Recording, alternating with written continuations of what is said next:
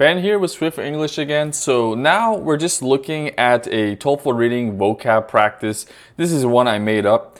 So key tip, guys, sometimes when you're encountering a vocab word in question, you want to think about the secondary definition too. So a lot of the times we're thinking primary definition, right? The main meaning of a word. But when you read this sentence, sometimes they might be using the secondary or tertiary definitions as well. It really depends on the context of what you're reading. So good example right here. So imagine this is the question. It's like question 7. The word minute, not minute, is actually pronounced differently here. In the passage is closest in meaning to what? Okay, but let's say in your head you did pronounce this as minute. It's okay, it's fine.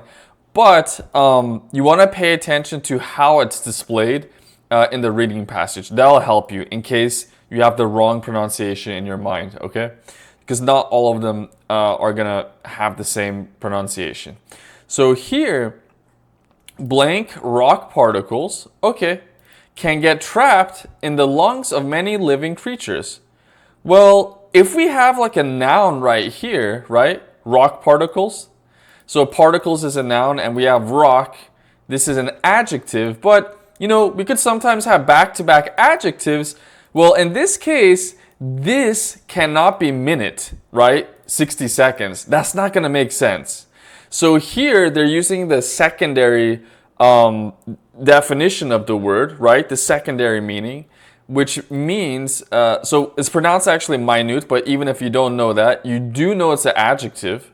So now when you look at this, it can't be A. That's the primary meaning of the word. It's not going to make sense here because it's not a noun. It's an adjective. B means tiny. Yes, this is the answer. B is the answer. So if you do know that minute means small, you do know that small is synonymous with tiny, and you would select B and you're done. You would move on to the next question.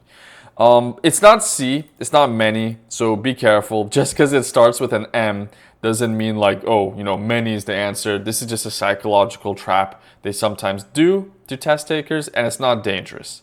So just keep that in mind, guys. So sometimes you'll see a familiar word, and maybe in first glance, you think it's minute. But when you read it carefully in the passage, you realize it's a minute, which is actually an adjective, okay? It's not the primary definition of the word. So I hope you guys like this. Please do like, share, and subscribe, and I'll see you guys in future content.